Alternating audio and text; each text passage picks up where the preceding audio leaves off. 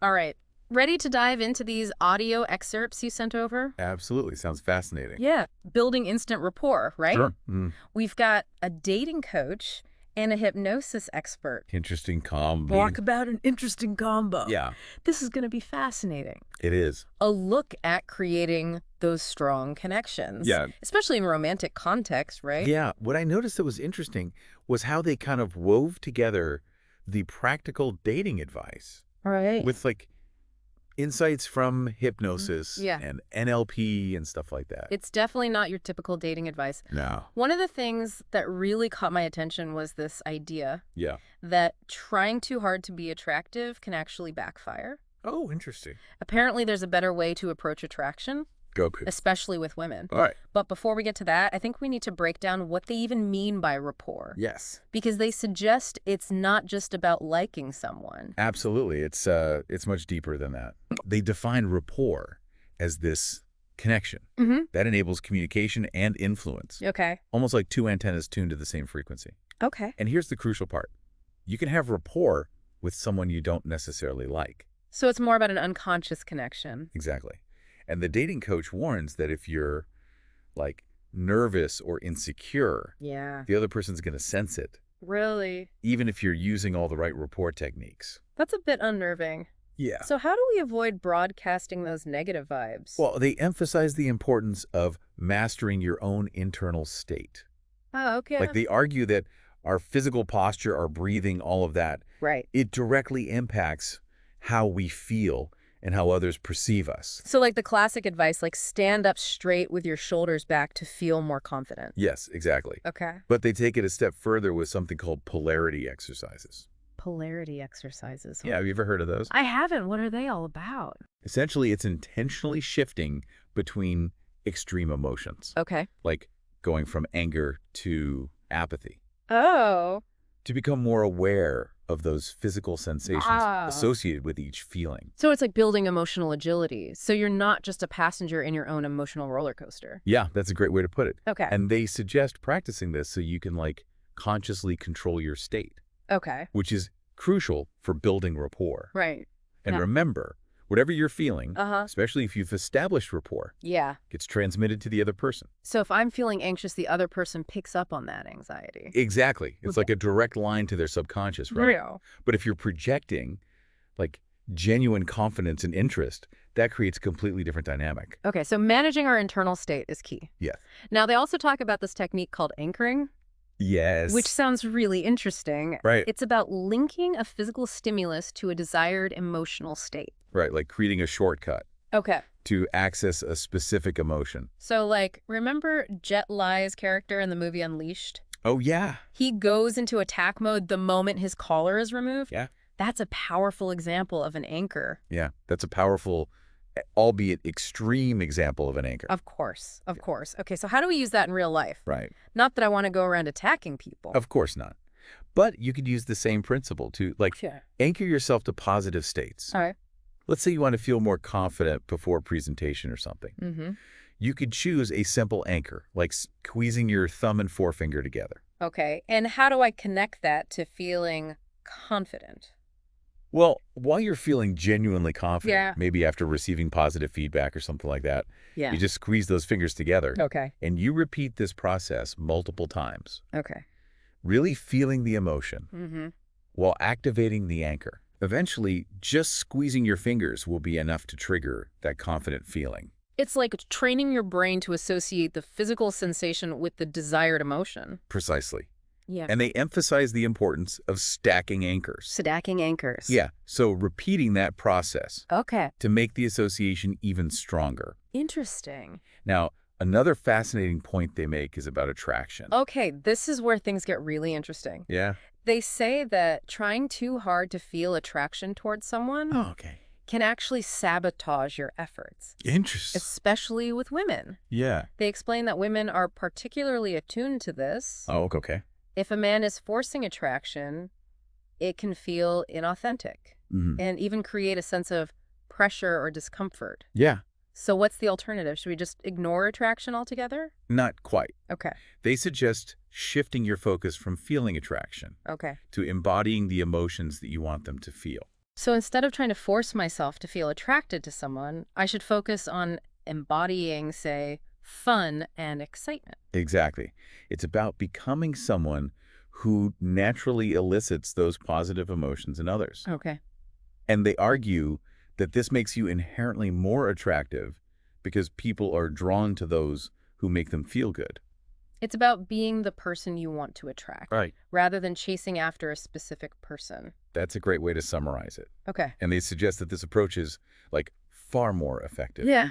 and authentic than trying to force attraction. Okay, so we've talked about managing our internal state, Uh-huh. anchoring ourselves to positive emotions, Yeah. and shifting our focus from feeling attraction Right. to embodying the emotions we want others to feel. Yes. What else do they cover? Well, they delve into the power of mirroring, Okay. which is all about subtly mimicking Yeah. the other person's body language. I've heard of this before. Right. But doesn't copying someone too closely come across as creepy or manipulative? It's a valid concern. And they emphasize that mirroring should be subtle and natural, Okay. not an obvious imitation. Okay. Think of it as creating a subconscious sense of harmony and connection. Okay. Have you ever noticed how, like, groups of people in rapport often end up mirroring each other's posture without even realizing it? I have, actually. It's like they unconsciously sync up. Exactly. And they Yeah. suggest that if you want to join a group conversation, Yeah. try subtly mirroring the body language Yeah. of the person who seems to be leading the rapport. Interesting. So it's like a secret handshake Yeah. to enter the conversation smoothly. Right. Now, there's actually some fascinating science behind mirroring. Okay. Have you ever heard of mirror neurons? Vaguely, but I'd love a refresher. Okay, well, mirror neurons are these special brain cells Mm-hmm. that fire both when we perform an action Mm-hmm. and when we observe someone else doing the same action. So if I see someone smile, my mirror neurons fire as if I'm smiling myself. Exactly. And this helps explain why mirroring works so well for building rapport. Okay. We're literally simulating Yeah. the other person's experience in our own brains, Wow. creating a sense of shared understanding and connection. That's fascinating. So mirroring isn't just some random trick. There's actually a neurological basis for it. Absolutely. And the experts share some pretty mind-blowing examples of this. Oh, wow. They mention that simply staring intently at something can cause others to look in the same direction. Really? Yeah, illustrating how our attention and focus can influence those around us. So even without consciously trying, we're constantly sending and receiving these signals, Yeah, impacting each other's states. exactly. Every interaction is this subtle dance of cues and mirroring, whether we're aware of it or not. Okay, so we've covered a lot of ground here. Yeah. We've talked about mastering our internal state, anchoring ourselves to positive emotions, Yeah. shifting our focus from feeling attraction to embodying desired emotions, and the power of subtle mirroring. Right. What happens next? Yeah. How do we use this foundation of rapport to actually influence the other person's emotions? That's a great question, and that's where we'll pick up in the next part of this deep dive. Okay, looking forward to it. All right, so we've laid the groundwork, right, Yeah, with managing our internal state, right. anchoring, Uh-huh. and mirroring. Yeah. Now let's explore how rapport can be used to subtly influence someone's emotions. Okay, this is where I get a little skeptical. Oh, yeah. I'm all for positive vibes, Right. but can we really control someone else's emotions just by, like, thinking happy thoughts? Okay. Isn't that a bit far-fetched? Well, they're not Yeah. suggesting mind control or anything like that, Okay. but rather like a deeper understanding Mm-hmm. of how our thoughts and emotions generate like a subtle energy Okay. that others pick up on, Right. especially when we're in rapport. Have you ever noticed how like you instantly feel more relaxed around someone who's genuinely happy and at ease? Yeah, I can see that, like, their good mood is contagious. Exactly. So while we're not like manipulating anyone's feelings or anything like that, Right. we're creating a space where those positive emotions are more likely to resonate. Okay. They compare it to planting seeds, right? Yeah. You can't force a flower to grow, Right. but you can create the right conditions for it to flourish. I like that analogy. Yeah. So let's say I'm at a social gathering, right? Yeah. And I spot someone I'd like to talk to. I'm feeling good. Mhm. My posture is open. I've got my anchors ready. Right. What's the first move? Do I just walk right up to them? Well, even before approaching them, Yeah. these experts suggest assuming rapport. Assuming rapport, what does that even mean? So it's about acting as if you already have a connection with them, Oh, okay. even before you've spoken. Okay. You visualize that feeling Yeah. of ease and familiarity, right? Mm-hmm. And you embody it in your body language. Okay. It's almost like a mental rehearsal, setting the stage for a positive interaction. So I'm getting myself in the right mindset. Exactly. And like subtly mirroring their body language, Yeah. even from across the room. Precisely. Wow. It's a way of like subconsciously signaling Yeah. that you're on the same wavelength. And that's where those polarity exercises that we talked about earlier really come in handy, right? Absolutely, yeah. Being able to shift into a positive emotional state on demand. Yeah, you're primed and ready to project that positive energy the moment you make eye contact. Okay, so I'm feeling confident. I've assumed rapport. Mm-hmm. I make eye contact, maybe give a genuine smile. Yeah. Then what? Well, if you've done the groundwork Yeah. and established that unconscious connection, right? Mm-hmm. Mm-hmm. The other person should respond positively. Okay. They might smile back, Yeah. hold your gaze, Right. or even subtly mirror your body language. It's like a silent invitation to approach. Exactly. Okay. And once you're engaged in conversation, Mm-hmm. that's when you can leverage all the other rapport-building techniques we discussed. Okay. Like mirroring, matching their energy, subtly pacing and leading their emotions. Wow. It's amazing how much is happening beneath the surface. It's like a whole secret language of connection. It truly is. And the experts argue that by becoming aware of these like subtle dynamics, right? Yeah. We can consciously create the kinds of connections we want. This is making me rethink how I approach social interactions altogether. It's not just about what you say. Yeah. It's like the energy you bring to the interaction Yes. and like the unconscious connections you create. You've hit the nail on the head. It's about becoming more attuned Mm-hmm. to the subtle dance of human connection.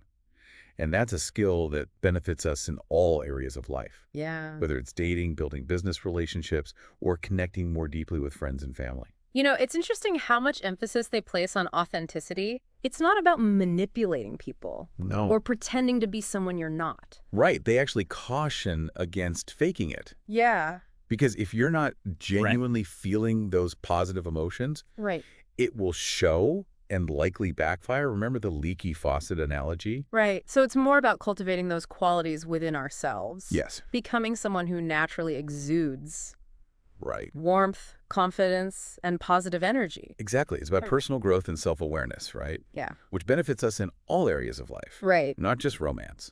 That reminds me, they also mentioned the importance of managing our emotional state for our own well-being, Yes. not just for building rapport. Right. They compare mastering our emotions to like emotional pumping iron, Okay. strengthening our resilience, and helping us navigate like life's challenges Yeah. with more ease and grace. And they suggest practicing things like polarity exercises and mindfulness. Yes. To help us regulate those emotional ups and downs. Yes. And they emphasize that this inner work is fundamental to building genuine rapport with others. Yeah. Right. Right. You can't give what you don't have. Okay, we've covered managing our emotions, assuming rapport, mirroring, visualizing to create connection and influence. Yeah. What other techniques do they discuss? Well, they go into detail about the power of language Okay. and using words effectively Mm-hmm. to build rapport and intimacy. One technique they highlight is matching the other person's language patterns. What does that entail exactly?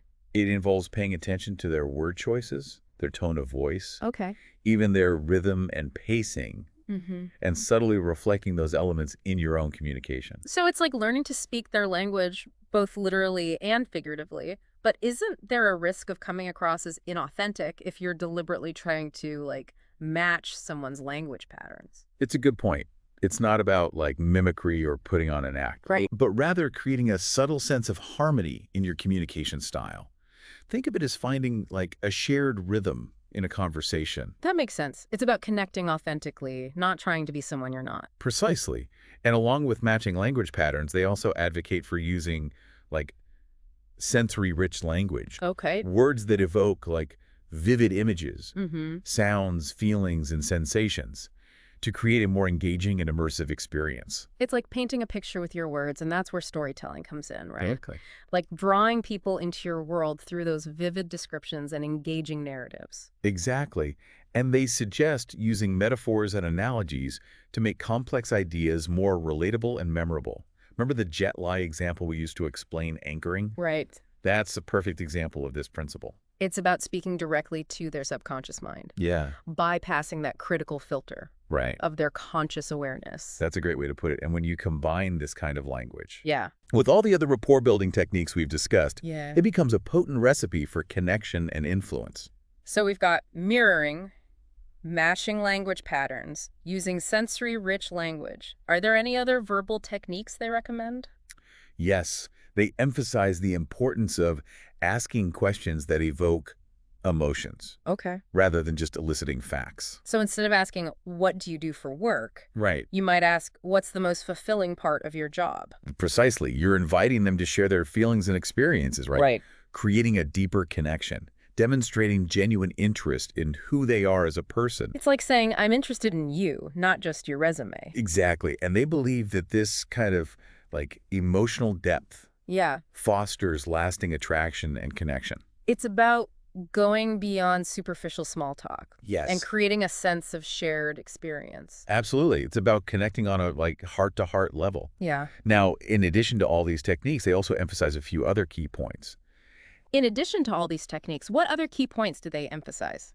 Well, they emphasize the importance of being present Okay. and attentive in your interactions. Right. It's not enough to just go through the motions. Mm-hmm. You need to be genuinely engaged with the other person, truly listening and responding authentically. It's like that saying, people don't care how much you know until they know how much you care. Yes, exactly. And they stress that this genuine presence can't be faked.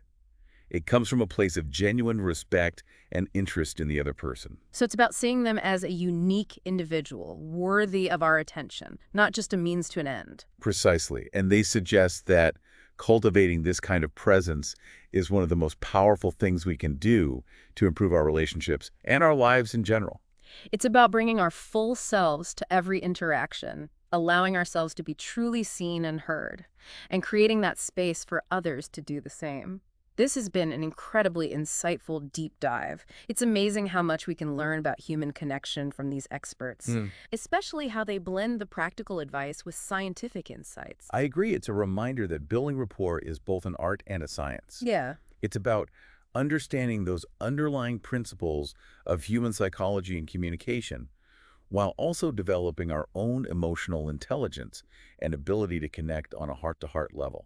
So what does this all mean for our listener who's looking to build these quick, strong connections in their own life? The main takeaway is that building rapport is a skill that can be learned and practiced. It's not about magic or manipulation, but understanding that subtle dance of human interaction and becoming more conscious and intentional with our communication. It's about becoming the kind of person who naturally attracts others into their orbit, not by trying too hard, but by radiating authenticity, warmth, and positive energy. You got it. It's about being the kind of person we want to connect with. That's such a simple but powerful idea. And the more we practice these techniques, the more natural and effortless they become.